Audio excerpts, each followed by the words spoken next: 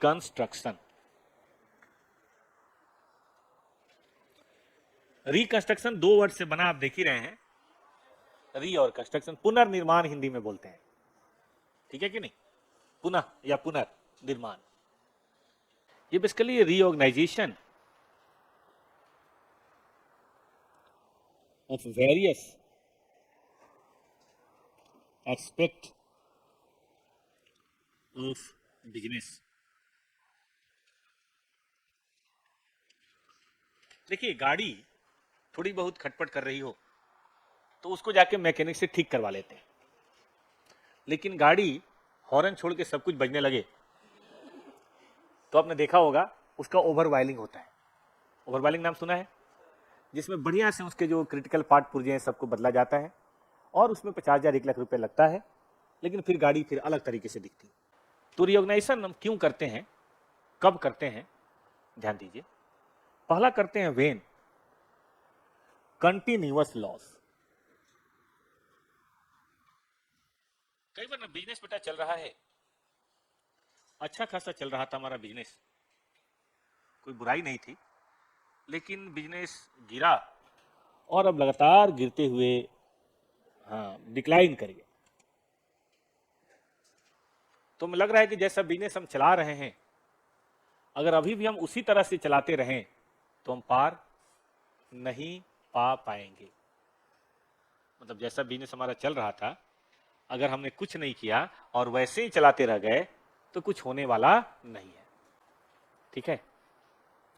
तो फिर ऐसे में क्या करें, तो देखिए यहां पे होता है रिकंस्ट्रक्शन, इस उम्मीद में कि अब हम फिर से बताइए ग्रीन में आ पाएंगे।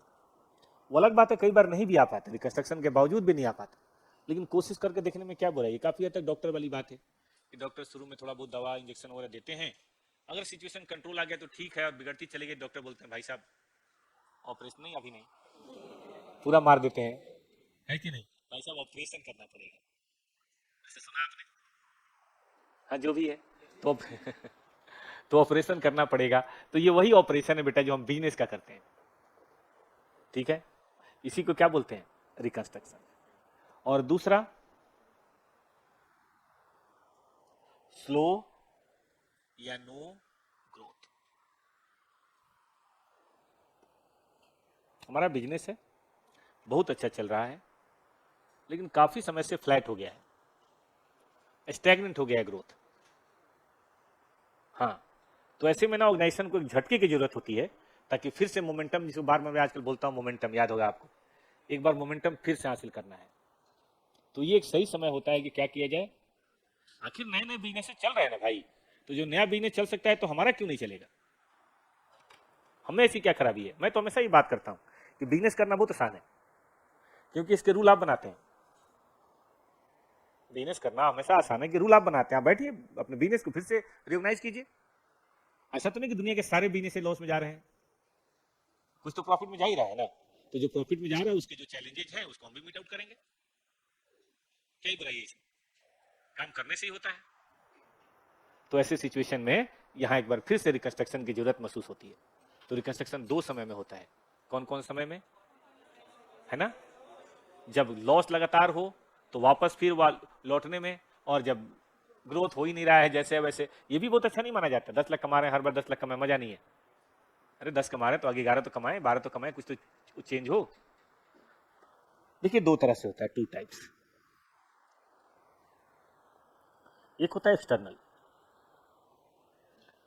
थियोरेटिकली खूब बढ़िया समझिएगा, एग्जाम में क्वेश्चन जो आएंगे उनके से कोई मतलब नहीं, बहुत आसान आते हैं, लेकिन ये बैकग्राउंड दिमाग में रहेगा तो चीजों को संपूर्ण रूप से आप समझेंगे। एक्सटर्नल रिकंस्ट्रक्शन, इसमें क्या होता है, old company is liquidated. Liquidated समझते हैं, क्लोज करना समझते हैं, ओल्ड कंपनी बंद कर देते हैं, a new company is formed to take over old company business. ये बहुत एक्सट्रीम केस है, जनरली ऐसा नहीं होता, लेकिन ये वही बात है कि भाई पुराना घर था, बहुत ही जर्जर हो गया था, बहुत पीवन लग गया था इसमें, अब ये पैसा लगाना इसमें मूर्खता है। तो आपने देखा होगा इसको क्या करते हैं, पूरी तरह से जमीन में मिला देते हैं, ईंट ईंट बजा देते हैं इसकी। जी बेटा, ठीक है। तो मैं आपको ये कह रहा था कि पुराने घर को तोड़ के नया वाला घर जो बनाया, बताइए वो क्या है? वो एक्सटर्नल रिकंस्ट्रक्शन है। तो जब कंपनी पे बहुत सारे लीगल केसेज और बहुत तरह की परेशानियां हो जाती हैं, लायबिलिटीज हो जाती हैं, तब कंपनी ये रास्ता इख्तियार करती है। लेकिन ये यहां नहीं पढ़ना है, ये एक चैप्टर अमालगमेशन है, वहां पढ़ाई होती है। कैसे? ओल्ड कंपनी हो गया वेंडर कंपनी, और न्यू कंपनी हो गया परचेजर। वेंडर अपना रिलेशन अकाउंट या पता नहीं क्या क्या बनाएगा, और परचेजर लिखेगा बिजनेस परचेज अकाउंट है। तो वो यहाँ पढ़ने की जरूरत नहीं, यहाँ नहीं पढ़ेंगे हम लोग। हम लोग यहाँ कौन सा पढ़ेंगे? हम लोग पढ़ेंगे बेटा इंटरनल रिकंस्ट्रक्शन।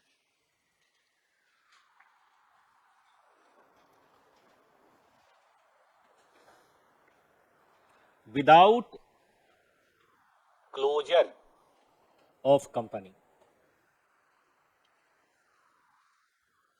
वेरियस एस्पेक्ट्स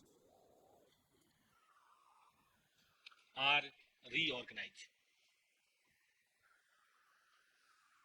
हम कंपनी बंद नहीं करेंगे, हम बिना बंद किए रीऑर्गेनाइज करेंगे।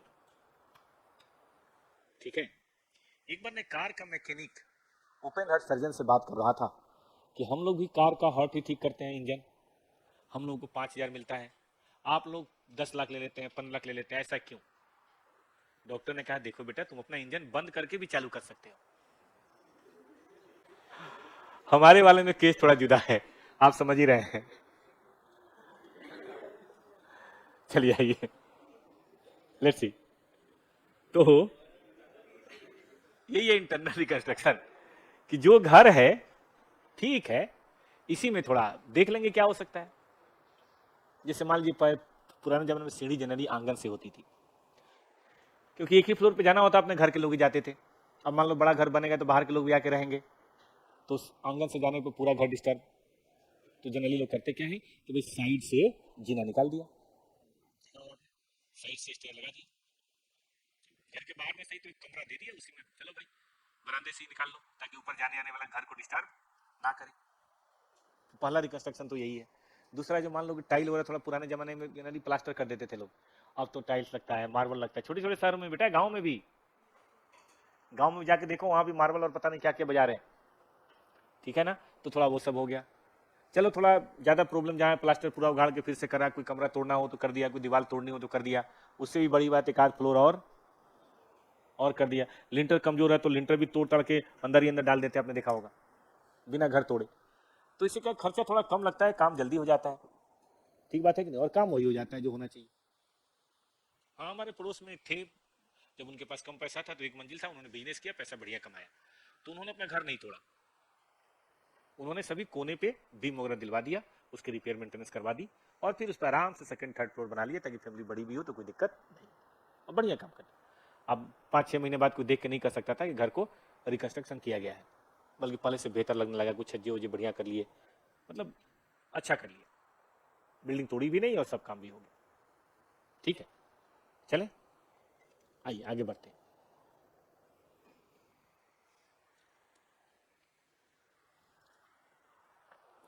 अब क्या क्या ऑर्गेनाइज करते हैं बताते हैं। सबसे पहले तो बेटा प्रोडक्ट की री इंजीनियरिंग करते हैं। देखो, किसी भी बिजनेस में सबसे मेन बात क्या है? प्रोडक्ट।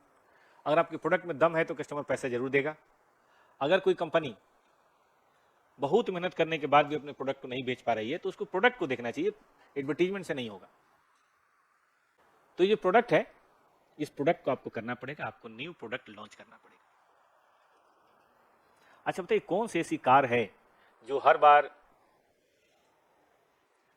नया मॉडल नहीं लाती है? हीरो बाइक देखा आपने? हीरो बाइक में नए मॉडल आते हैं बेटा,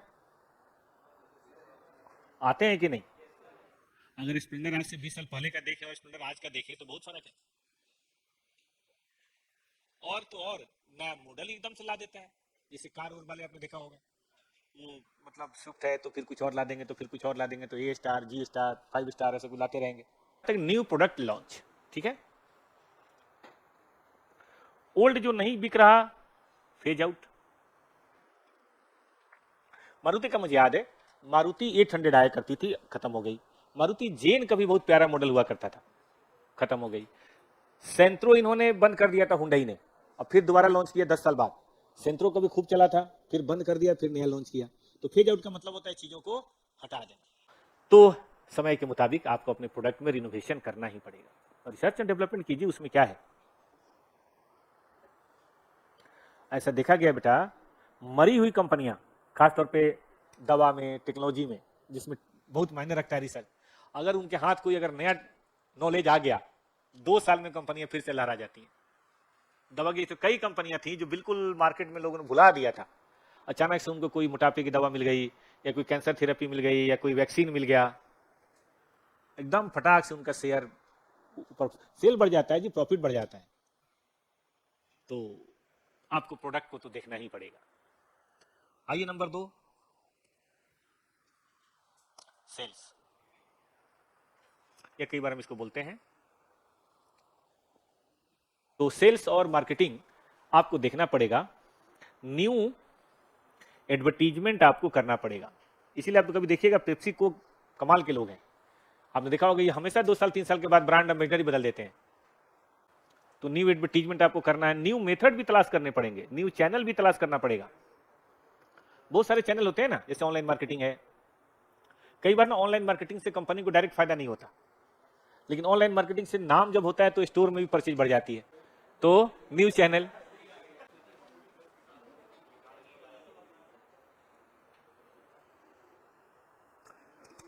न्यू मार्केट में अपने आप को ले जाइए। पुराने मार्केट के लिए तो चलिए आप नया एडवर्टीजमेंट कर लिए, नए मार्केट में ले जाइए। चलें आगे। तो सेल्स हो गया, न्यू एडवर्टीजमेंट हो गया, न्यू चैनल, न्यू मार्केट, लगे रहिए। जितना लगे रहेंगे उतना बढ़िया है।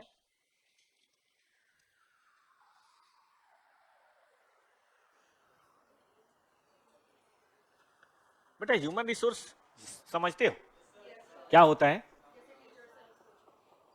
ह्यूमन रिसोर्स का मतलब है बेटा,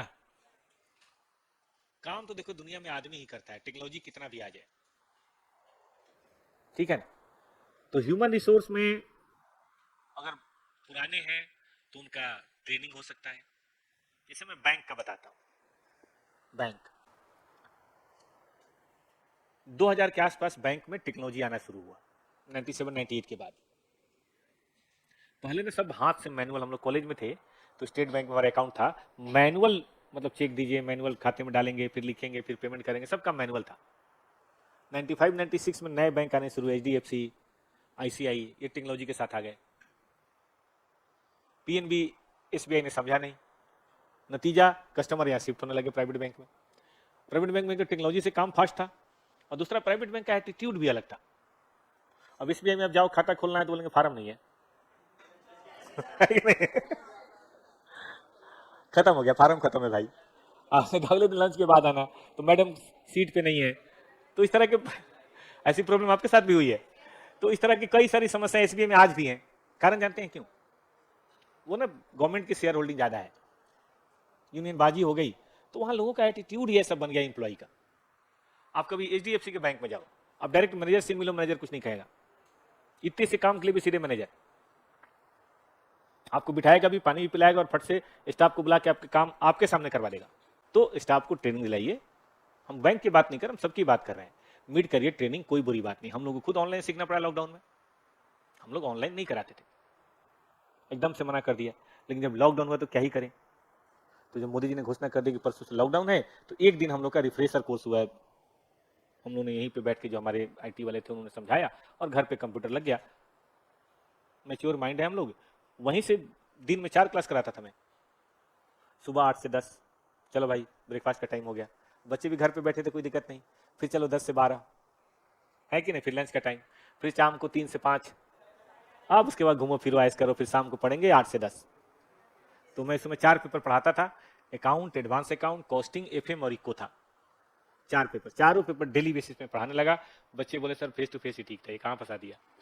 वहां कम से कम छुट्टी तो मिल जाती थी 8 से 5, यहाँ तो सुबह 8 से लेकर रात के 10 बजे तक कार्यक्रम अपने बना दिया। 2 घंटे में ना हम जी पाते हैं ना मर पाते हैं, ठीक है कि नहीं? चलो जो भी है, तो ट्रेनिंग। आगे आइए, ट्रेनिंग के साथ बेटा न्यू ब्लड इन्फ्यूजन भी बहुत जरूरी है। हाँ, नए लोग, नए नया आइडिया, नया जोश और कुछ अलग तरह की चीजें। पुराने भी जरूरी है। आप देखना वर्ल्ड कप वही टीम जीतती है जिसमें आधे प्लेयर पुराने और आधे प्लेयर नए हो। केवल नए को कर दोगे साले पार्टी करते रह जाएंगे, आपका बिजनेस ही बर्बाद कर देंगे। केवल पुराने कर नहीं पाते। जिसमें फ्यूजन हो ना, थोड़े नए थोड़े पुराने ऑर्गेनाइजेशन, तो बेटा वो चलता है धुआंधार। तो इसलिए समय समय पे जैसे जैसे रिटायरमेंट होती जाए, जरूरत होती जाए, नए को भी लाते जाइए। क्योंकि नया अपने साथ नए जमाने का, नए दौर की सोच लेगा। आप लोग सीए बनेंगे तो जाहिर है आप लोग सोच चुके 2027-28 वाली। हम लोग बने थे तो 2000 मतलब 96-97 वाली सोच थी, तभी हम भी यंग थे। तो हम लोग की वो सोच है, ठहराव थोड़ा सा है, चीज़ों को अलग तरह से समझते हैं। आप लोग में जोश असर कैसे नहीं होगा, इसको तो फोड़ देंगे, इसको तो कर ही देंगे, इसको तो तोड़ देंगे। आपका जोश है, दोनों मिल जाए तो फिर क्या ये अच्छी बात हो, ठीक है कि नहीं? चल, सबसे लास्ट में देखिए, कई बार कंपनी ना अंडर कैपिटलाइज होती है। एफएम वाले सर पढ़ाएंगे। अंडर कैपिटलाइजेशन का मतलब है मुझे बेटा बिजनेस के लिए चाहिए 500 करोड़। अगर मैं बिजनेस 200 करोड़ में करना चाहूंगा ना, तो नहीं होगा ठीक से, बिजनेस नहीं चलेगा। 500 करोड़ का बिजनेस 450 में तो चल सकता है, 200 करोड़ में नहीं चलेगा। तो बोलिए क्या करें? कहीं से न्यू कैपिटल लाइए, चाहे आप इशू ऑफ शेयर कीजिए, डिवेंचर कीजिए, लोन लीजिए, लेकिन कैपिटल लाइए।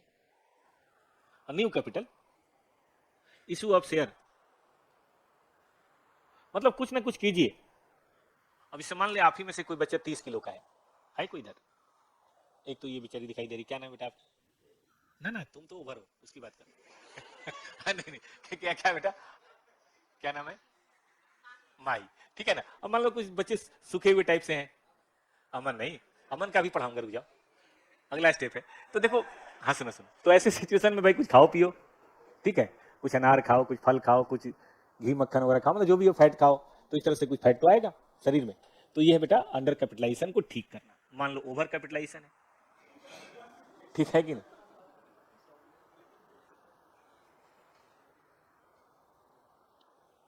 ओवर कैपिटलाइजेशन मतलब हमें जरूरत है 300 करोड़ की और अब 500 करोड़ लगा के बैठे हैं। कमाई तो देखो 300 के हिसाब से होगी, बाकी पैसा तो बेकार ही है।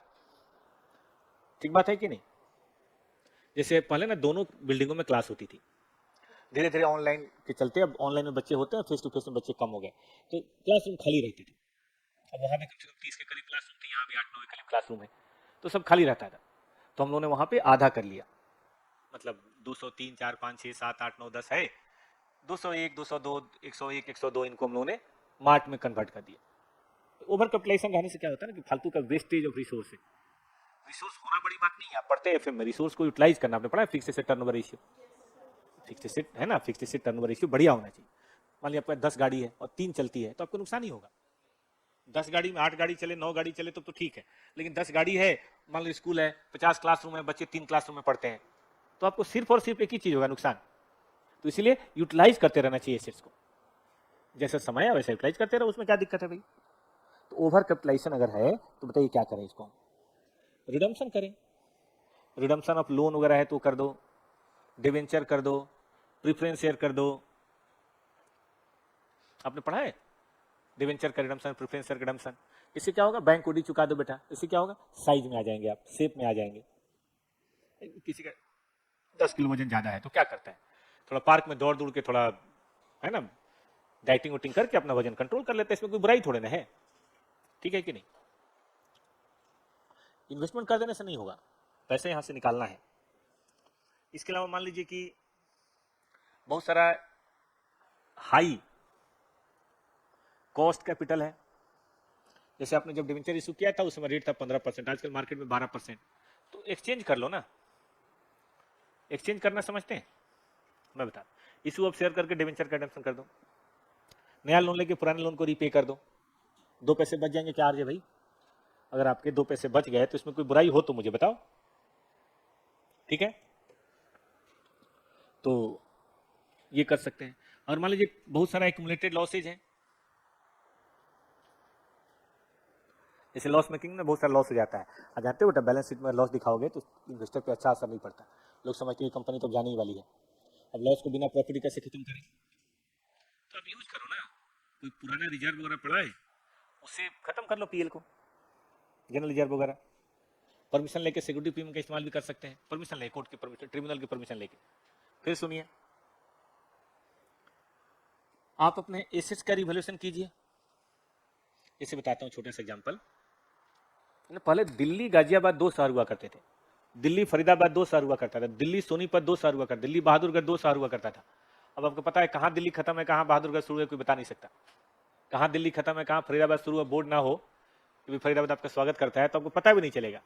सब मिक्स हो गया, मर्ज हो गया। तो थोड़ा उधर से फैलता हुआ आ गया, थोड़ा सा इधर से फैलता हुआ चला गया, दिल्ली गाजियाबाद, ये कोसाम्बी वैशाली वगैरह बन गया, अब सब अटैच हो गया।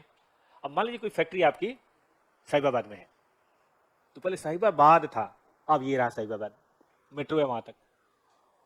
तो वो फैक्ट्रियां हो सकती है आपने कभी 10 लाख 20 लाख में खरीदा होगा, आज वो फैक्ट्रियां 10 करोड़ 20 करोड़ की हैं। कम से कम रियल एस्टेट का तो बड़ा ही है।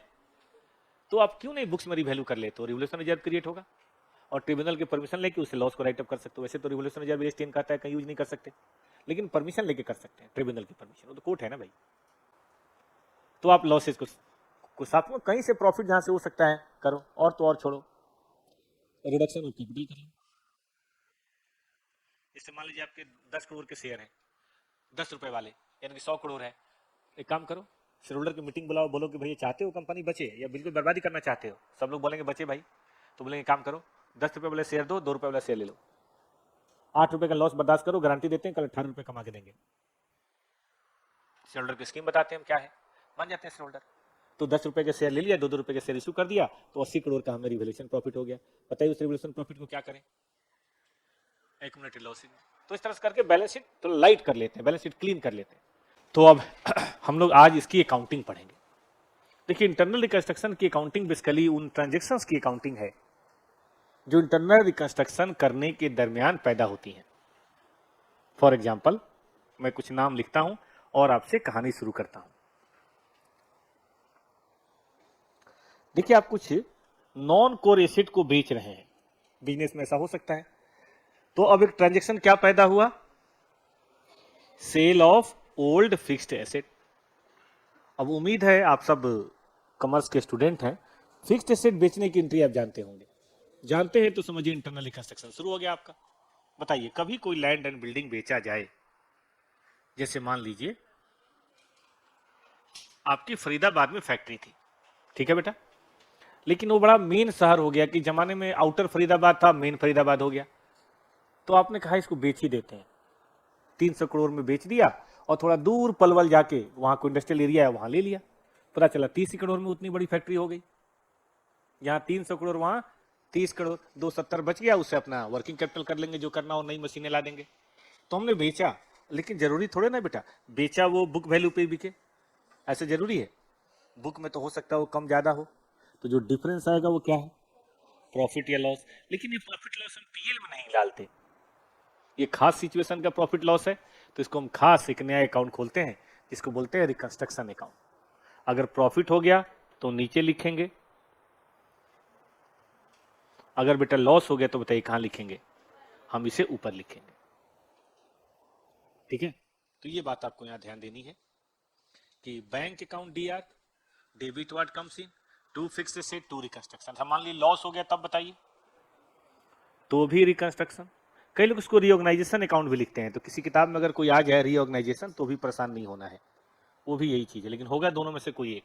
हाँ ये हो सकता है एक फिक्स एसेट में प्रॉफिट हो, दूसरा बेचा उसमें लॉस हो, फिर तीसरे में प्रॉफिट हो, चौथे में लॉस हो, ऐसा हो सकता है। जरूरी थोड़ा ना कि हम एक ही फिक्स एसेट बेचेंगे। चलें आगे, चले नंबर 2, उसी में होगा purchase of new fixed asset, new plant and machinery, new technology. जैसे स्कूटर का काम चल रहा है, ठीक ही चल रहा है, लेकिन आजकल इलेक्ट्रिक स्कूटर का डिमांड ज़्यादा हो गया, फैशन हो गया। अब मुझे लगता है कि पुराने स्कूटर बनाने वाली मशीन और नए वाले में कुछ तो फर्क होगा ही। इलेक्ट्रिक वाले में कुछ अलग तरीके से उसका क्या बोलते हैं उसको, असेंबली लाइन बनता होगा, उसमें पार्ट पुर्जे कंपोनेंट अलग होते होंगे। तो नई मशीनों की जरूरत पड़ेगी बजाज को, हीरो को, तो नई मशीन, नई टेक्नोलॉजी खरीदेंगे, अब इसकी एंट्री क्या ही होगी। प्लांट और मशीनरी खरीदेंगे तो प्लांट और मशीनरी, पेटेंट कॉपीराइट खरीदेंगे तो पेटेंट कॉपीराइट, है कि नहीं। जो खरीदें एंट्री सीधी सीधी बात होगी fixed asset account year to bank. ठीक है कि नहीं बेटा। अब चलते हैं सेल्स में। मान लीजिए आपने न्यू एडवर्टीजमेंट कैंपेन किया,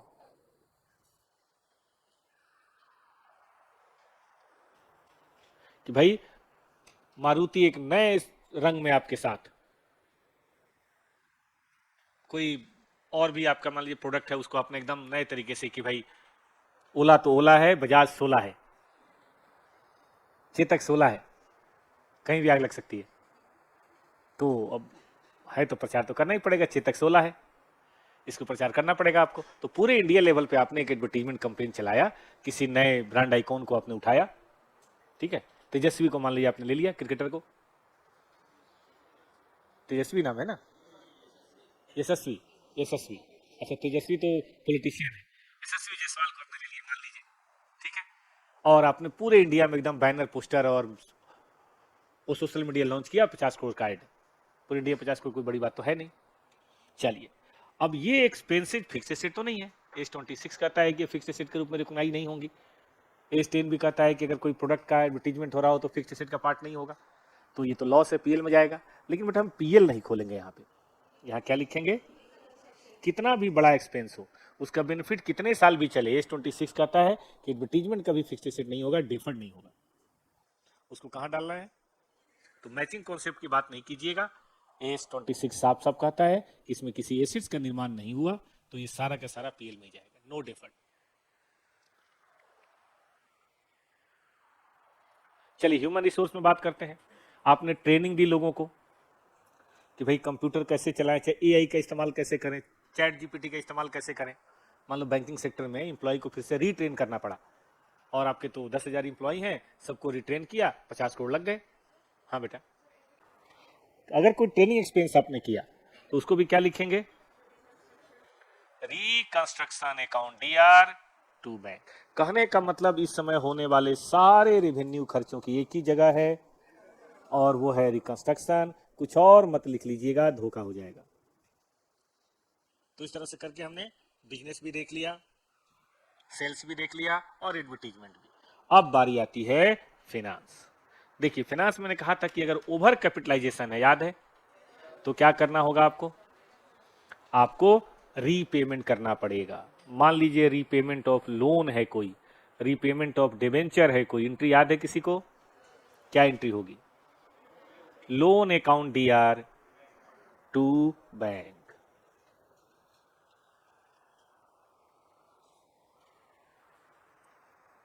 ठीक है। मान लीजिए अंडर कैपिटलाइजेशन है, तो आपने लोन लिया। आप सोच रहे होंगे सर क्या ही पढ़ा रहे हो, ये हमें नहीं आता है क्या। देखो छोटी छोटी छोटी छोटी छोटी छोटी चीजें मिलाते जाइए, रिकंस्ट्रक्शन हो गया। रिकंस्ट्रक्शन की अकाउंटिंग में कुछ अद्भुत बात नहीं होती। अब कितना भी बड़ा बिल्डिंग बना है, बना तो ईंट और पत्थर से ही है, बालू से ही है, छोटी छोटी ईंटों से ही बना है, बस आपको जोड़ने का काम करना है। लोन टेकन, डिवेंचर इशू आता है किसी को, क्या होती है लोन टेकन की। तो आप कई बार सोचते हैं कि चीजें बड़ी भारी होंगी, ऐसा कुछ है नहीं है, कुछ नहीं बेटा। अच्छा मान लो यहीं पर डिवेंचर होता तो बैंक टू डिवेंचर, अगर प्रीमियम वगैरह होता तो सिक्योरिटी प्रीमियम। ठीक है बेटा जी। अच्छा मान लो इशू ऑफ शेयर होता तो भाई bank to application, application to capital. अब प्रीमियम होगा तो प्रीमियम भी लिख लेंगे, क्या विचार। अच्छा कई बार ना तो इशू होता है ना रिडम्पशन होता है, सबने लिख लिया था, बल्कि बेटा एक्सचेंज होता है, जिसको हम कई बार बोलते हैं कन्वर्जन। आपने कभी फाउंडेशन में पढ़ा होगा debenture converted into share, convertible debenture, हमने तो पढ़ाया था, आपने पढ़ा था। चलिए, नहीं कई बार टीचर तो पढ़ाता है, बच्चे यार पढ़ाने दो इसको यार, क्या ही रखा है इसमें। तो अगर कन्वर्जन कहीं है तो इसमें क्या होगा, डिवेंचर हो सकता है शेयर में कन्वर्ट हो जाए। आप कहेंगे कंपनी को क्या फायदा, इंटरेस्ट नहीं देना पड़ेगा। हम लिखेंगे जो जाएगा उसको डेबिट कर देंगे, ओल्ड डिवेंचर, सब लोग समझ रहे हैं ना। और जो आएगा न्यू डिवेंचर या इक्विटी शेयर या जो भी आएगा उसको क्रेडिट कर देंगे। अगर कोई प्रीमियम ऑन रिडम्पशन या प्रीमियम ऑन इशू की बात है तो उसको भी देख लेंगे, ठीक है ना। याद रखिए दोनों फेस वैल्यू होगा, कमी बेसी होगी तो प्रीमियम वगैरह में चला जाएगा, या कई बार उसको रिकंस्ट्रक्शन में भी लोग डाल देते हैं कि रिकंस्ट्रक्शन के समय की जो बात है वही डालो, ठीक है। अब एक समस्या आती है एक्युमुलेटेड लॉसेज को राइट ऑफ करना।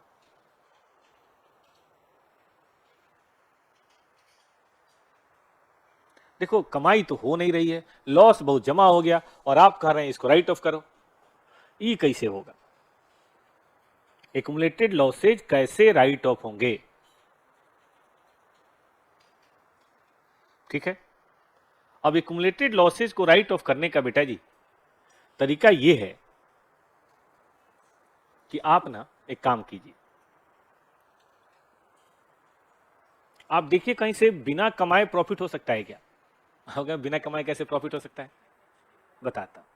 तो देखिए बिना कमाए प्रॉफिट हो सकता है बेटा जी revaluation of old fixed asset. वही वाला एग्जांपल कि मेरठ रोड में आपकी 1980 या 90 की कोई फैक्ट्री है। अब मेरठ रोड में 1980 या 90 में आपने खरीदा था तो 15, 20, 25, 50 लाख की फैक्ट्री हो गई थी। अब ये समय है 2025 बोल दूं? अभी नहीं, आ ही तो गया 2025, ठीक है ना। अब 35 साल में नहीं बढ़ा होगा तो 4-5 गुने तो बढ़ा ही होगा, ज्यादा ही बढ़ गया होगा, लेकिन मैं 4-5 गुने भी लगाता हूं। तो आपकी 50 लाख की फैक्ट्री अब 2.5 करोड़ 3 करोड़ की हो गई है। अब जब है तो है, बुक्स में दिखाना चाहिए, तो हम इसको बुक्स में अगर दिखाएं बेटा जी तो क्या होगा भाई, फिक्स्ड एसेट की वैल्यू बढ़ेगी और आपने पार्टनरशिप में पढ़ा होगा एक रिजर्व क्रिएट होता है, क्या बोलते हैं? Revaluation reserve. बताइए क्या करेंगे रिवैल्यूएशन रिजर्व को, बताइए। रिकंस्ट्रक्शन में डाल देंगे सीधे, अब फिर से रिवॉल्यूशन रिजर्व बनाएं फिर उसको रिकंस्ट्रक्शन में डालें, उससे अच्छा पहली बार में कहां डाल दें? रिकंस्ट्रक्शन चलेगा, तो हम उसको रिकंस्ट्रक्शन में डाल देंगे, बात हो जाएगा खत्म। आइए देखते हैं रीवैल्यूएशन ऑफ फिक्स्ड एसेट। हम लिखेंगे फिक्स्ड एसेट अकाउंट डीआर, बताइए बेटा इधर क्या लिखेंगे? टू रिकंस्ट्रक्शन,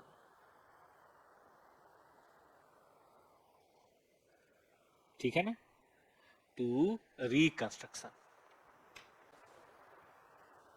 नंबर 9, मान लीजिए इतना रिवैल्यूएशन नहीं है और बिजनेस लॉस हो गया। बताइए प्रोप्राइटरशिप में लॉस होता है तो क्या कैपिटल को जाके कम करते हैं? बोल नहीं रहा है कोई।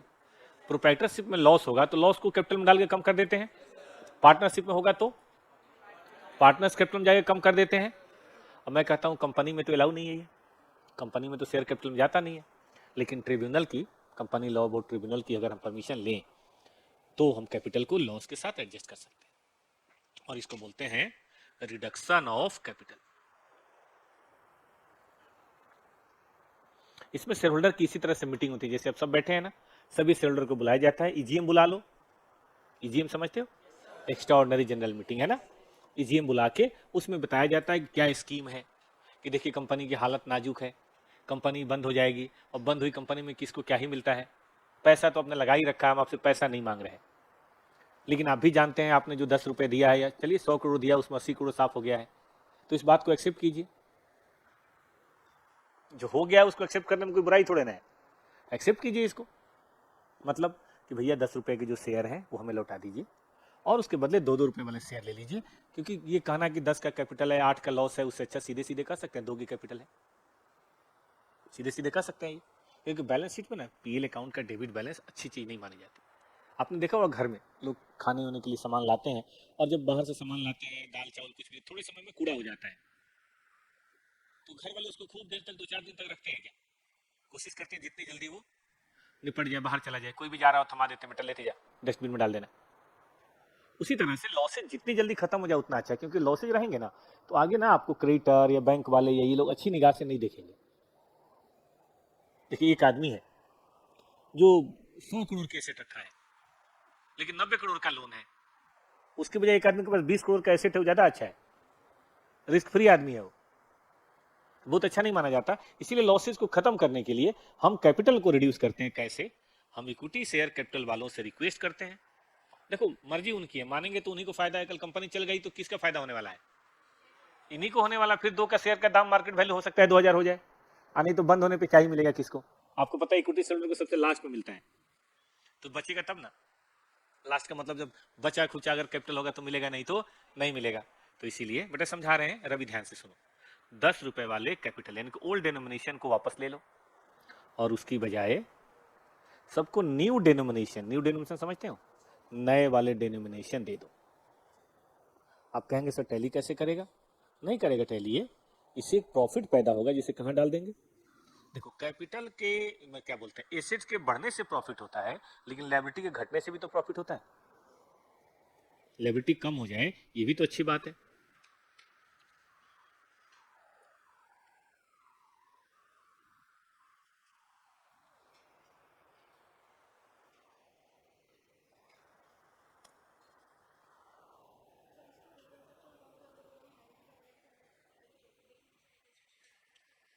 फिर से बोले बेटा, अभी बताता हूँ लास्ट। अब जितना भी रिकंस्ट्रक्शन में profit profit profit profit profit जमा हुआ है, इन सब को उठाइए और आपका जो पीएल अकाउंट का डेबिट बैलेंस है ना, उसको ब्लैक को व्हाइट कर दीजिए। ये गड्ढा इसीलिए तो खोदा था कि उसमें पीएल को डाल के बंद कर सके, दफन कर सके। हम क्या लिखेंगे? Reconstruction account DR to PL के डेबिट बैलेंस को बेटा क्रेडिट कर दे तो क्या खत्म हो जाएगा वो, ठीक है ना। और ऐसा करने के बाद वैसे बचता तो नहीं है, लेकिन अगर रिकंस्ट्रक्शन का कोई बैलेंस बच जाए, पीएल का तो खैर नहीं बचेगा, रिकंस्ट्रक्शन का बैलेंस बच जाए, मतलब चंदा ज्यादा आ गया, मंदिर छोटा बनाना है, तो जो पैसा बच गया नहीं उसकी भंडारे नहीं करेंगे अभी। बैलेंस ऑफ रिकंस्ट्रक्शन अकाउंट, जानते हो क्या करेंगे हम इसका? कैपिटल रिजर्व में ट्रांसफर कर देंगे, क्योंकि ये डे टू डे प्रॉफिट तो है नहीं, ये कैपिटल आइटम पे पैदा होने वाला प्रॉफिट है। तो हम डालेंगे रिकंस्ट्रक्शन अकाउंट डीआर टू, बताइए क्या लिखेंगे? Capital reserve. बेटा आप तो पहले भी पढ़ते तब कर रहे हैं, नया शुरू किए हैं आप। चलो मुन्ना क्वेश्चन निकालो।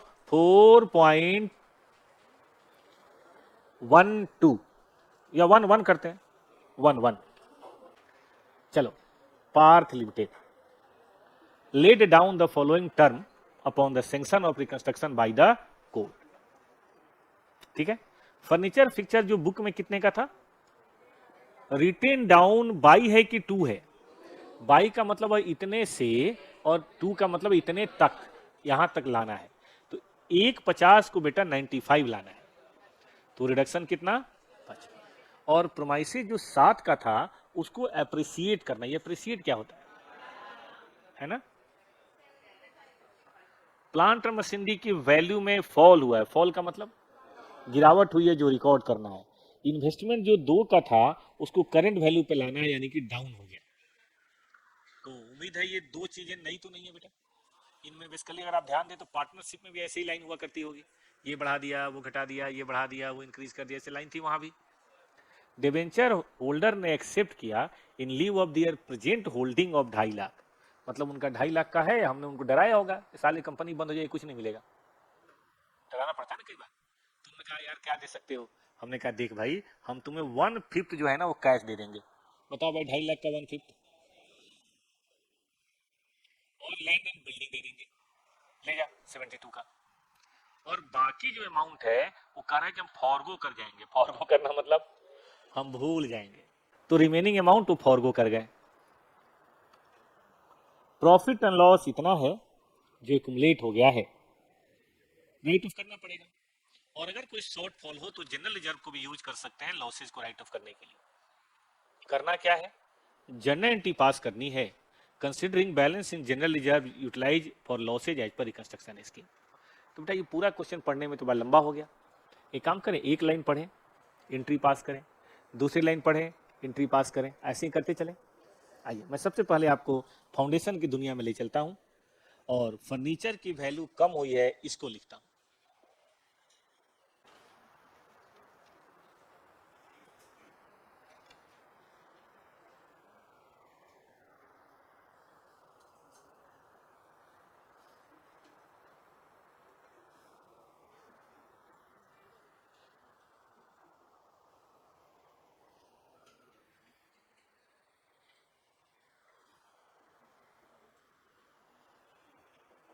शुरू करें बेटा? चलिए, पहला क्या मैं लिख सकता हूं? Reconstruction account D R. पहले हमने सुना था रिवैल्यूएशन अकाउंट लिखते थे, याद है फाउंडेशन? अब क्या लिखना है? Reconstruction account DR to furniture and fixtures. बोलो तो बेटा। 150 माइनस 95। अच्छा, कुछ और भी लॉस है, कंबाइंड एंट्री कर लें। जैसे सेकेंड एंट्री में प्लांट और मशीनरी डाउन हुआ है 89, सेकेंड में ही इन्वेस्टमेंट डाउन हुआ है। बताओ कोई कितना डाउन करूं? 2 लाख की चीज घटते घटाते 1.5 हो गई है। बोलो तो बेटा। तो टोटल लॉस कितना हो गया? 2,40,000। अच्छा, ये पीडीएफ सेंड कर दूं बेटा? अभी तो यहां से देखो, मैं थोड़ी देर में करवा देता हूं। मैं मोनी मैम को बोल देता हूं। मोनी मैम, इंटरनल रिकंस्ट्रक्शन का पीडीएफ ना सितंबर बैच में डाल दीजिएगा।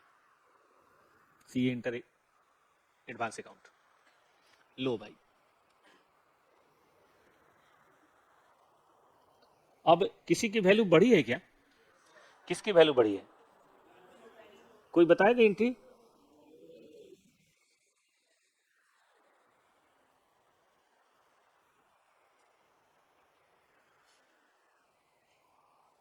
DR2 इन्वेस्टमेंट या रिकंस्ट्रक्शन?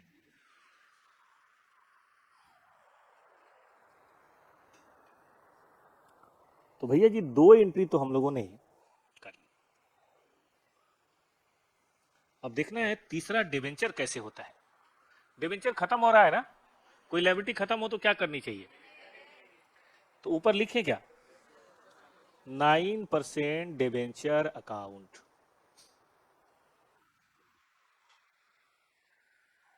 बताइए 2। थोड़ा तो कैश दिया, लेकिन यार ना कंपनी अकाउंट में कभी कैश मत लिखिएगा। बैंक 1/5 कितना हो जाएगा? और थोड़ा सा हमने उनको एक जमीन का पोजीशन दे दिया कि तुम ही ले जाओ। कितना है बेटा? और बाकी जो बच्चा क्या लिखे? 1।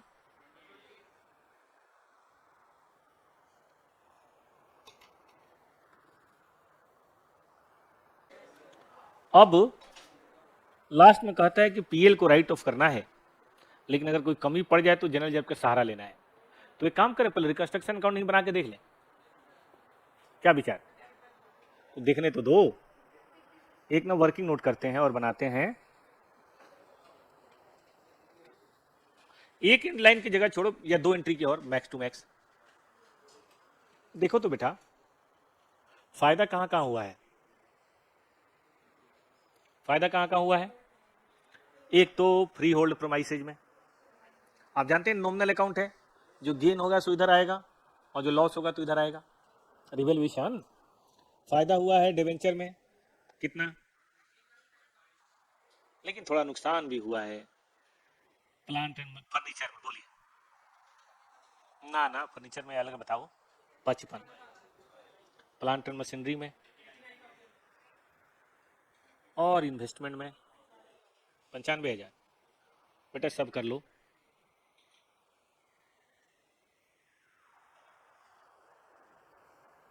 चलो, ये पीएल अकाउंट का डेबिट बैलेंस है। How much? लेकिन बात तो पूरी हो नहीं रही, तो कमी कहां से पूरी करेंगे? बोलिए हाउ मच? कम ज्यादा हो जाता तो कैपिटल लीजिए, करके बताइए, ठीक से बताएं। इतना जनरल रिजर्व है भी? हाँ, 1.5 लाख है। तो हमारी 2 एंट्री होगी, एक तो जनरल रिजर्व से लाने की और एक फिर पीएल को राइट ऑफ करने की। 123 कुछ था क्या? सबने लिख लिया? लेजर बना लिया भाई? कोई बाकी हो तो 2 एंट्री की जगह छोड़ी है। General reserve account DR. बोलो बेटा 2 रिकंस्ट्रक्शन। कितना भाई?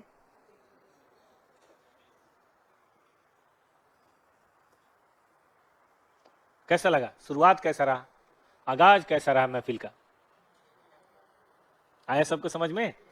तो बेटा अंजाम भी अच्छा होगा सफर का।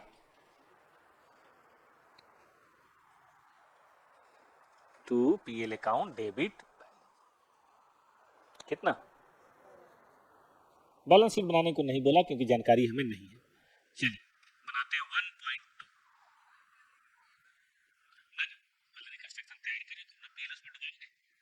तब ना सुना। आज मुझे थोड़ी सी एक दो बातें बतानी है, वो बताता हूं। और वो बात है बेटा सब डिवीजन। कॉन्सेप्ट लिखिए, सब डिवीजन ऑफ शेयर्स। देखिए जब शेयर का फेस वैल्यू तो जनरली 10 ही होता है, बढ़ते बढ़ते बढ़ते दाम बहुत ज्यादा हो जाता है तो मार्केट में लिक्विडिटी कम हो जाती है। आप सब जानते हैं छोटी चीजें, छोटा पैकेट ज्यादा खरीद बिक्री होता है, बड़ा पैकेट कम बिकता है लेकिन कम बिकता है। जैसे जमीन, 1 एकड़ जमीन बेचने जाओगे तो कस्टमर कम मिलेगा। कारण बताओ? पैसे भी तो होने चाहिए। लेकिन अगर आप 2-2 कट्ठा बेचोगे तो फटाफट बिक जाएगा। बताइए क्यों? कोई भी खरीद लेगा। 300 गज का दिल्ली में प्लॉट बेचोगे मुश्किल होगी, 50 गज का प्लॉट फटाक से बिक जाता है। कारण बताइए?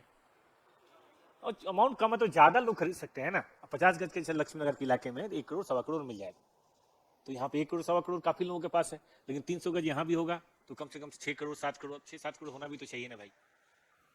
तो इसीलिए बड़े जब शेयर का दाम ज्यादा हो जाता है तो उसको सब डिवाइड कर देते हैं।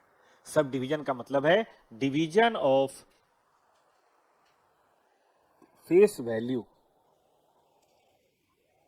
In small face value. जैसे एक शेयर है बेटा 10 का, ठीक है, इसका मार्केट प्राइस हो गया है मान लो बढ़ते बढ़ते 900 रुपए। अब किसी को 100 भी खरीदना हो तो 90,000 रुपए चाहिए।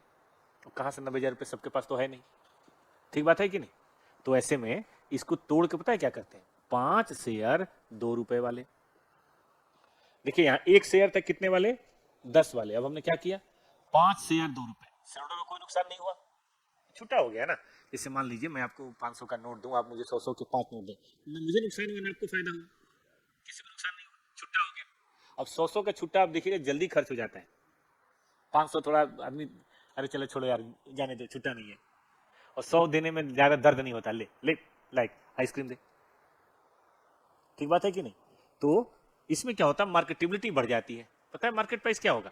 इसका मार्केट प्राइस कम हो जाएगा। 5 से भाग दे दीजिए, 180 हो जाएगा। तो ध्यान दीजिए शेयर होल्डर को कोई नुकसान नहीं हुआ, लेकिन लिक्विडिटी बढ़ गई। टू इंप्रूव लिक्विडिटी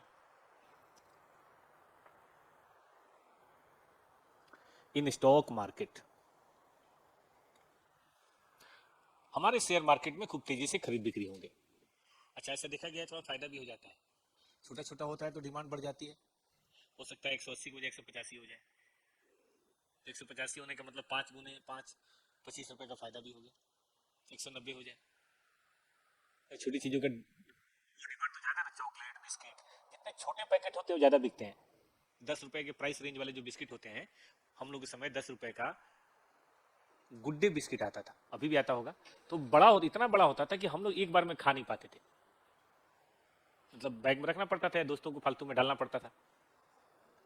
ठीक है कि नहीं? 10 रुपए का उसमें मतलब 10-15 होता था, मुझे याद है ठीक से। आजकल 10 रुपए वाले में कितना होता है? 5 8 होते हैं। तो 8 अब खा सकते हैं आराम से। हम लोग समय 15 मतलब काफी बड़ा होता था, इतना मुझे याद है। ठीक है, लेकिन जानते हैं 10 को बढ़ा के 25 रुपए कर देना, बिकना कम हो जाएगा। अब देखा होगा जितने भी ब्रांड हैं, साबुन के, शैम्पू के, ये चॉकलेट के, बिस्किट के, सब छोटे छोटे वाले पैक जरूर निकालते होंगे। 5 रुपए वाले, 10 रुपए। कुरकुरे वगैरह देख लो आप, वो बिकता ही 5 और 10 के सेलिंग पॉइंट पे है। प्राइस बढ़ जाएगा तो उसमें धीरे धीरे क्या करेंगे? वो क्वांटिटी कम कर देंगे। सबसे बड़ी एग्जांपल है चिप्स। आप बढ़ा देंगे, पैकेट का साइज भी वही रखेंगे, सब कुछ वही रहेगा, नाइट्रोजन ज्यादा फिल करेंगे। कुरकुरे थोड़ा कम कर देंगे धीरे धीरे, या चिप्स कम करते जाएंगे, लेकिन प्राइस 10 ही रखेंगे। उनको पता है 10 रुपए में कोई भी बच्चा खरीद लेगा, छोटा बच्चा। या जीत किया तो मम्मी 10 रुपए की दिला भी देंगी, लेकिन 50 का तो मम्मी भी 2 चटाव लगे, चल निकल। 50 थोड़ा ना खर्च करेंगे मम्मी, ठीक है, वो इससे बढ़िया दूसरा पैदा कर लेंगे, निकल तू। तो ये बड़ा इंपॉर्टेंट है कि छोटा स्मॉल पैक होना चाहिए, छोटा पैकेट बड़ा धमाका, ठीक है। अब सवाल उठता है कि क्यों करते हैं, वो तो हमने कर लिया, लेकिन अकाउंटिंग कैसे करते हैं? हम तो अकाउंटिंग पढ़ने बैठे हैं, तो आइए अकाउंटिंग कैसे करते हैं बेटा।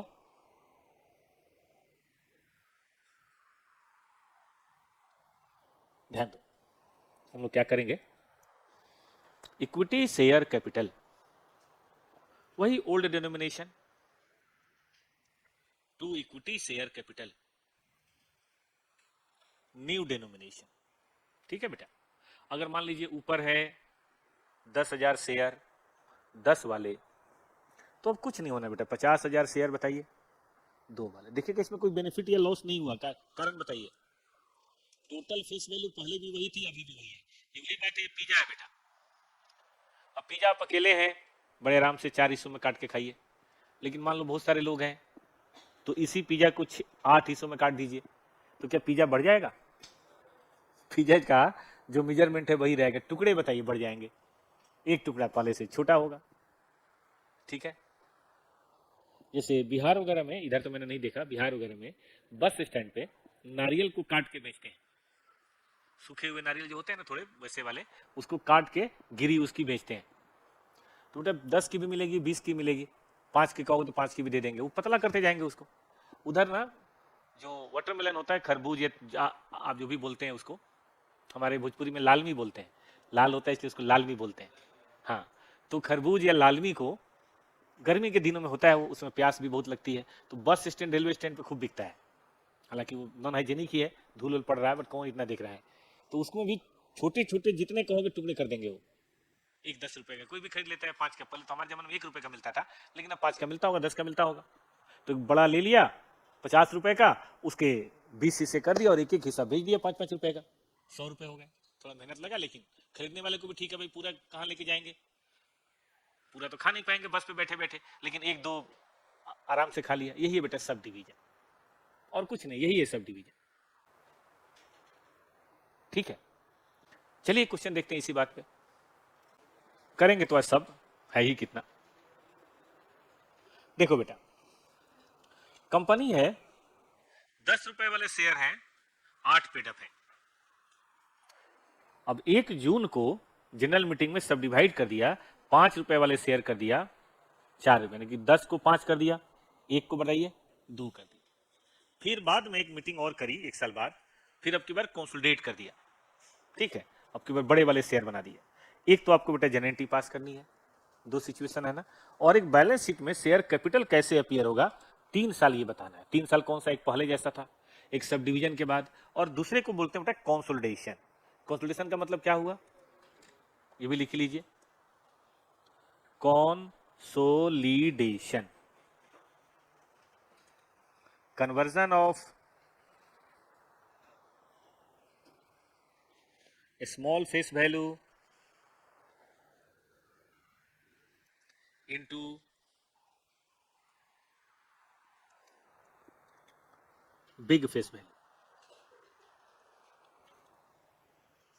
कहने का मतलब है 10 शेयर लिया 10 रुपए वाले, एक शेयर दे दिया 100 रुपए वाले, इसको क्या नाम देंगे, कंसोलिडेशन, एकत्रितकरण, इकट्ठा करना,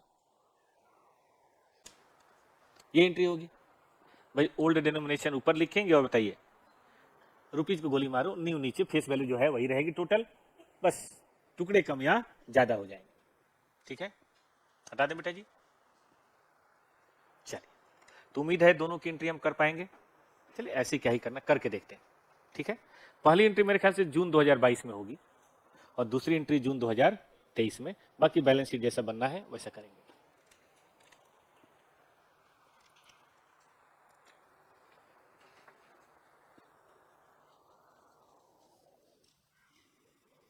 लिखिए जर्नल एंट्रीज, ऐसे कुछ व्यवस्था बनाइए। क्वेश्चन नंबर 5.1,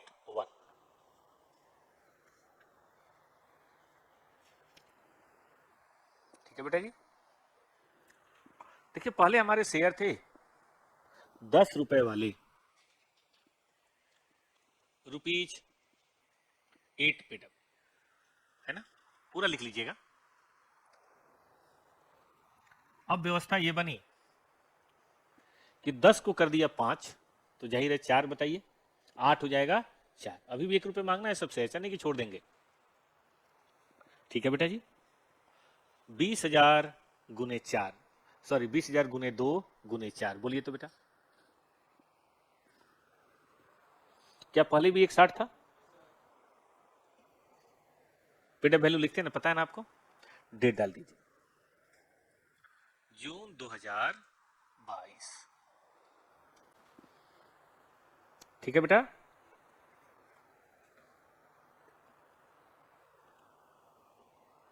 जून 2023। अब एंट्रियां तो बिल्कुल सेम ही होनी है, बस कंसोलिडेशन होना है।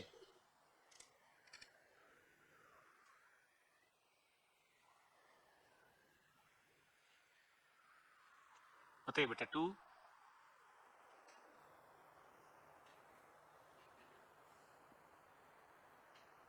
Equity share capital ₹100, ₹80 paid up.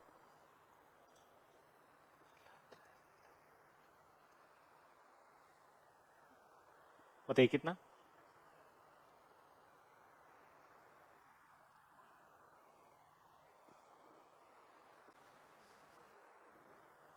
हो गया? सबने समझा कंसोलिडेशन और सब डिवीजन की दिक्कत तो नहीं? आइए दूसरी कहानी आज की,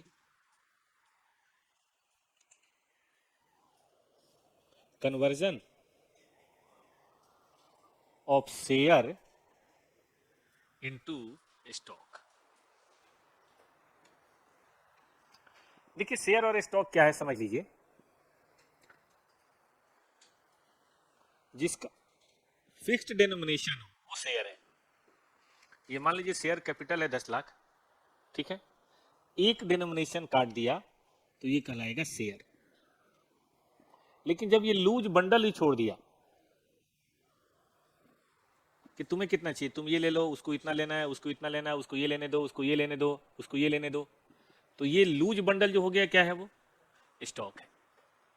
आप ऐसे समझिए कि एक होता है बूंदी, है ना, प्रसाद चढ़ाते हैं मंगलवार को, तो बूंदी लूज होता है, मतलब तल के रख देते हैं, 5 किलो 10 किलो आपको चाहिए, 5 रुपए का चाहिए, 10 रुपए का चाहिए, जनरली मंदिर के आसपास की मिठाई की दुकान वाले जरूर रखते हैं मंगलवार के मंगलवार।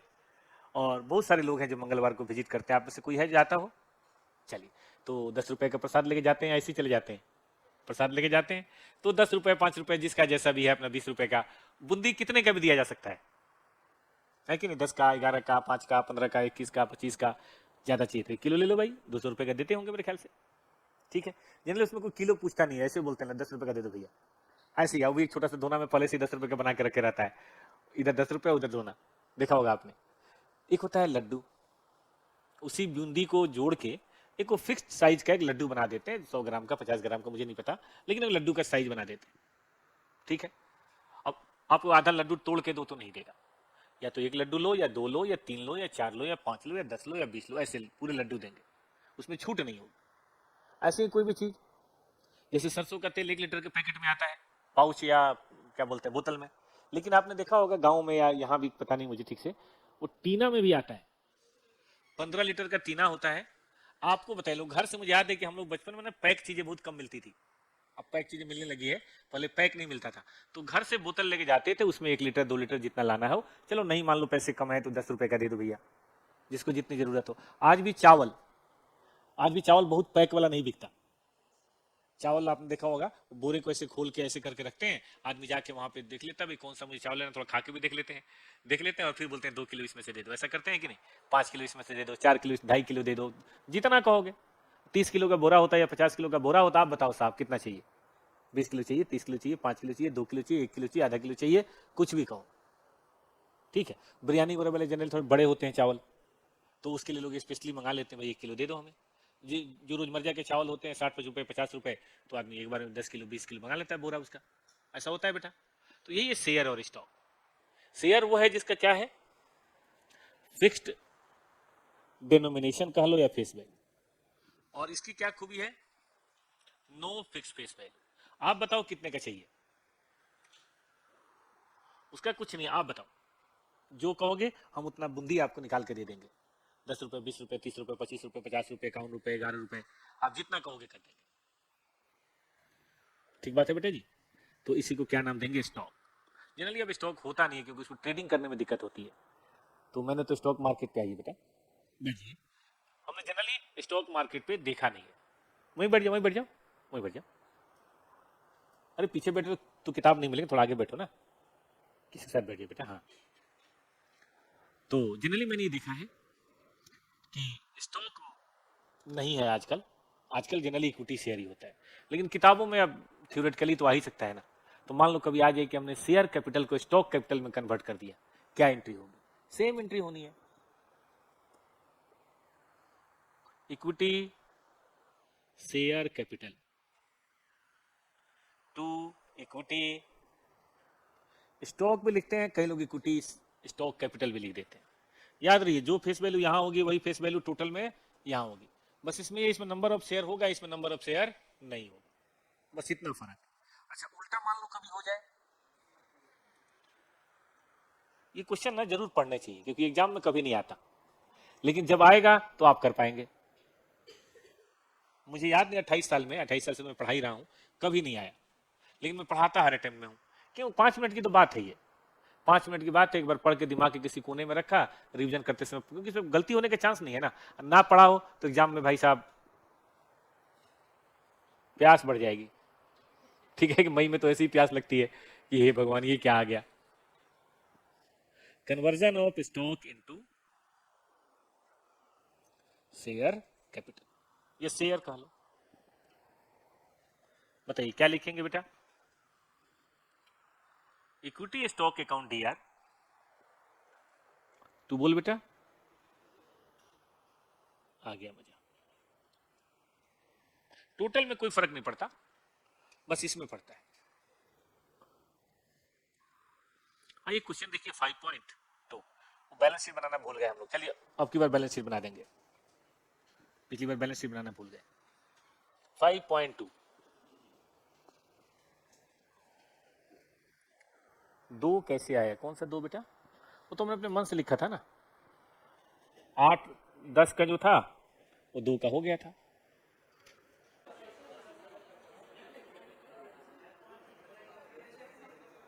चलिए बेटा आगे बढ़े। हमारे आजकल शेयर हैं 1180 रुपए पेड अप, और कुछ प्रेफरेंस शेयर है, कुछ इंटेंजिबल है, प्रेफरेंस डिविडेंड एरियर है। आपको 4 बातों की एंट्री करनी है। शेयर जो 10 रुपए वाले हैं, नहीं, शेयर जो 100 रुपए वाले हैं उसको कन्वर्ट करके कहां पहुंचा दिया? 10 रुपए वाले। क्या इसकी एंट्री आती है आपको? क्या एंट्री होगी? इक्विटी शेयर कैपिटल 100 रुपए, 80 रुपए पेड अप, इक्विटी शेयर 10 रुपए, 8 रुपए कॉल्ड अप। ठीक है, फिर हमने उन शेयर को फुली पेड मानते हुए कोई और शेयर होगा स्टॉक में कन्वर्ट कर दिया। एंट्री बताइए, कैपिटल टू स्टॉक, याद है बच्चों को? फिर हमने प्रेफरेंस शेयर को डिवेंचर दे दिया इंक्लूडिंग एरियर ऑफ डिविडेंड, तो इसका मतलब हमने उनको ये वाला तो दिया ही दिया, प्लस ये वाला भी दिया है ना, और एरिया देना मतलब लॉस है बेटा। तो क्या लिख सकते हैं? प्रेफरेंस शेयर और डिवेंचर में जोड़ के दिया, तो बैलेंसिंग फिगर कहां पे डाल दें? रिकंस्ट्रक्शन। और पेटेंट और गुडविल को राइट ऑफ करना है, उम्मीद है इसमें कोई दिक्कत नहीं होनी चाहिए। गुडविल पेटेंट खत्म हो जाएगा और कैपिटल रिजर्व डेबिट कर देंगे, ऐसा कर सकते हैं बेटा? कोई दिक्कत इसमें? तो 4 नंबर में किसी को कोई प्रॉब्लम? अब कौन सा बच गया? 3.7। चलिए देख लीजिए, फिर आज नया चैप्टर शुरू करेंगे, पहले ये देख लीजिए। ये ना बेटा, पीएल अकाउंट का डेबिट बैलेंस जरूर होगा, तभी आ रहा है ऐसा। आइए एक एक एंट्री शुरू करते हैं और करते चलते हैं। इक्विटी शेयर पहले सब डिवाइड होगा, पहली बात, फिर 40% सरेंडर होगा, ये दूसरी बात। तो इसकी एक एंट्री नहीं होगी, इसकी करनी पड़ेगी 2 एंट्री। चलें शुरू करें। आइए, कोई ऐसे हैं जो अपनी क्लास आज से शुरू कर रहे हैं? एनीवन? जिसान आज से? ये सही है बेटा, हर ब्रेकअप के बाद माय फर्स्ट लव स्टोरी है ना,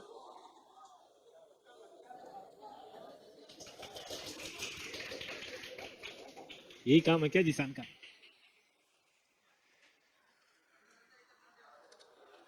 चलिए जन एंट्री करिए।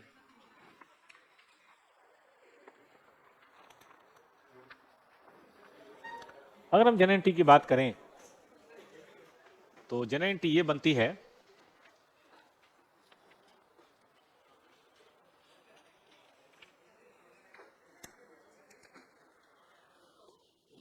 Equity share capital rupees 100 each to equity share capital rupees 10 each। बोलिए तो बेटा कितना हो जाएगा? ये जितना पहले था उतना ही अभी भी होगा। पहले भी था 16 लाख, फिगर्स को लाख में रखते हैं, और अभी भी है 16 लाख। लेकिन 40% बेटा सरेंडर हो रहा है। एंट्री बताइए। Equity share capital to share surrender,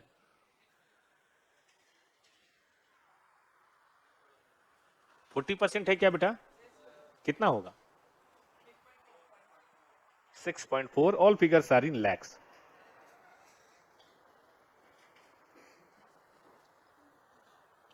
अब ट्रेवलिंग करते समय टोपी ओपी पहन के चलिए, कोई बुराई नहीं है। एक महीना है बस, मजा ले लीजिए ठंडी का, फिर तो गर्मी गर्मी है दिल्ली में। चलिए नंबर 2, प्रेफरेंस शेयर ने कहा कि हम 30% छोड़ देंगे, उसके बदले हमें क्या दे दो? डिबेंचर। ठीक है भाई, 6% प्रेफरेंस शेयर कैपिटल। उनका 30% छोड़ देंगे, कहां चला जाएगा बेटा? बताइए 30%। और उसके बदले में क्या ले लिया? तो कहां दिक्कत आ रही थी? इसमें तो दिक्कत नहीं है कोई। कितना हो जाएगा बेटा? आगे दिक्कत है क्या? ठीक है, थोड़ा बड़ा क्वेश्चन है, 10 पॉइंट है, लेकिन 10 में से 2 तो कर ही लिया ना। लिखिए सब। मैं रुक जाऊं थोड़ा, तब तक तीसरा पढ़िए। डिबेंचर इशू किया। बताइए भाई, डिबेंचर इशू करने की एंट्री।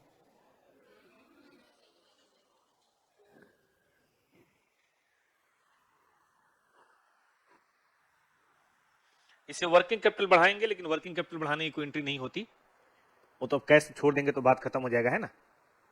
आप सही है बेटा, जब सारी फिगर लाख्स में लिखी है तो ये भी लाख्स में होनी चाहिए। लेकिन बैंक ओडी को 90% पे सेटल किया। बैंक ओडी कितना है? बैंक ओडी को बेटा पे करेंगे तो डेबिट करेंगे, 90% पे सेटल कर रहे हैं, तो बोले पैसा 140 देंगे या उसका 90%? एक बार बेटा पेन उठाना है और लिखते चले जाना है। 1 पॉइंट, तो बैलेंसिंग फिगर कहां जाएगा? एग्जाम में 20 नंबर का क्वेश्चन है, मजाक बात तो है नहीं। चलिए 10 में से 3 तो कर ही लिया कम से कम। एग्जिस्टिंग डिबेंचर होल्डर ने कहा फर्नीचर एंड फिक्चर दे दीजिए, फुल सेटलमेंट ऑफ ड्यूज। देखो तो एग्जिस्टिंग डिबेंचर कितना है, कोई देख के बताएं। ये कह रहा है कि हमें फर्नीचर दोगे, चलो भाई फर्नीचर दे देते हैं इनको, लेकिन दोनों बराबर तो है नहीं, तो बाकी कहां जाएगा? कमी बेसी रिकंस्ट्रक्शन में 0.40। अच्छा बेटा, एकदम सबसे ऊपर से, ठीक है।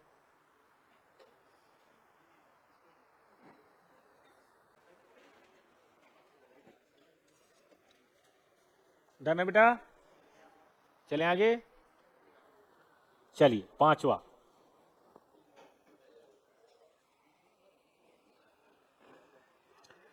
ट्रेड पेबल का क्लेम 70% कम हो गया और issue of equity share surrender से उसको दे दिया।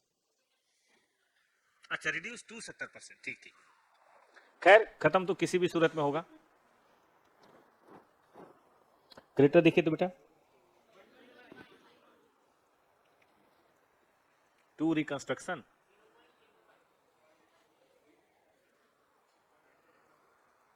%30, बोलिए तो, और 2 क्या लिखा जाए?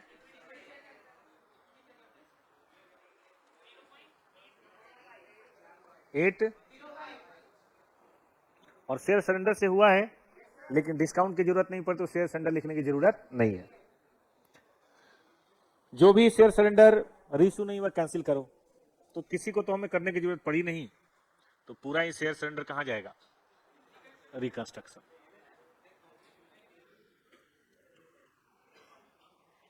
कितना था बेटा पूरा शेयर सरेंडर? पूरा शेयर सरेंडर था 6.4। इशू किया भी तो उसकी जरूरत नहीं पड़ी ना। बताओ 60% क्वेश्चन हो गया। इतना लिख लिया सबने? चलिए, टैक्स लायबिलिटी सेटल होना है। हाँ बेटा,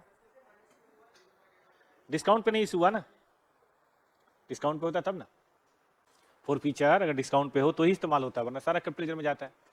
डिस्काउंट पे तो हुआ नहीं। हाँ, टैक्स लायबिलिटी बुक्स में थी, चेक करो 0.42 और सेटल हुआ 50,000 में। हटा दो इसको, हटा दें।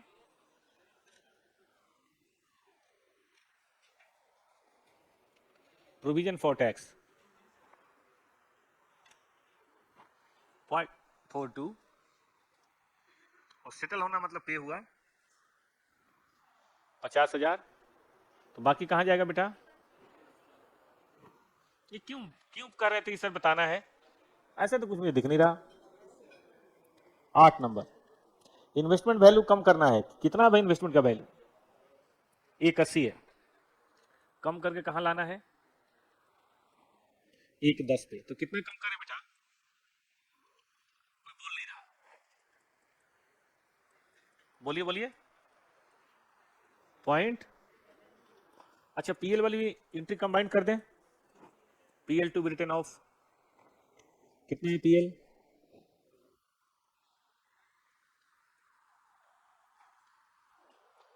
इन्वेंट्री बढ़ाना है, प्रोविजन फॉर डाउटफुल घटाना है, तो प्रोविजन फॉर डाउटफुल की एंट्री कर देते हैं। चलिए डेटर बताइए कितना है? 4.32। निकालिए इसका 5%। 2 और सबसे लास्ट में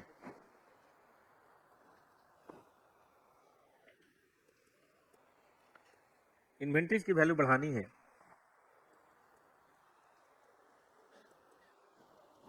बोलो ना बेटा कितना? 0.32 यही होगा ना?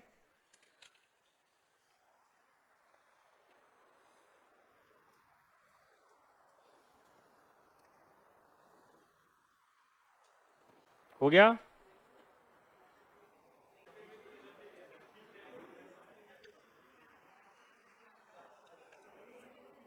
अच्छा, एक और पॉइंट आया है कि सर डिवेंचर होल्डर में क्या इंटरेस्ट नहीं शामिल होगा? होना चाहिए। बोला था ना कि डिवेंचर होल्डर फर्नीचर लेंगे इन लीव ऑफ देयर क्लेम या ड्यूज, तो ड्यूज में आप सही हैं, इंटरेस्ट बेटा शामिल कीजिए। दिखाते हैं, पहले ये शामिल कर लीजिए बेटा, ये बढ़ जाएगा। अब जल्दी से रिकंस्ट्रक्शन अकाउंट बनाइए और बैलेंसिंग बताइए। कर देते हैं बेटा, कर देते हैं। अरे बताते हैं बेटा, पहले ये ठीक करो ना। 4 वाला ठीक कर लिया, क्योंकि ड्यूज का मतलब इंटरेस्ट भी शामिल होगा, क्लेम का मतलब इंटरेस्ट भी शामिल होगा। अरे बता रहे हैं यार, पहले ये तो लिखने दो बच्चों को, कितनी जल्दी कर रहे हो। ये सबने कर लिया ठीक। एंट्री नंबर 4 में पढ़िए question, existing debenture holder accept in furniture in full settlement of their due. Dues का मतलब इंटरेस्ट भी होना चाहिए। बैठिए बेटा, बैठिए, कहीं बैठिए।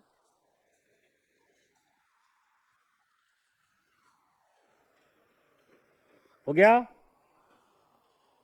अब लास्ट के लिए बच्चे बड़े मरे जा रहे हैं। लिखो बेटा, कोई बताएगा प्रॉफिट लॉस क्या आया? बचा कुछ बैलेंस? किसी ने रिकंस्ट्रक्शन बनाया?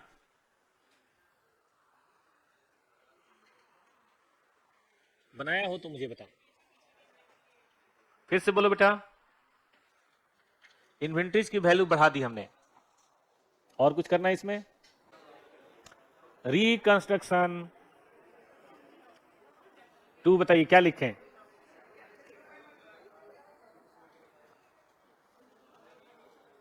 किसी ने बताया नहीं? सीरियस बच्चा कौन है इसमें? सब बदमाशी है। सीरियस कौन है? नियति, रियली सीरियस स्टूडेंट? आज बेटा 1 अप्रैल नहीं है। हाँ बोलो। 0.149 गलत है। 22 ये सही है। उम्मीद है बैलेंस शीट बना लेंगे। तो हमारी तरफ से ये खत्म हुआ आपका, जिसका नाम है रिकंस्ट्रक्शन।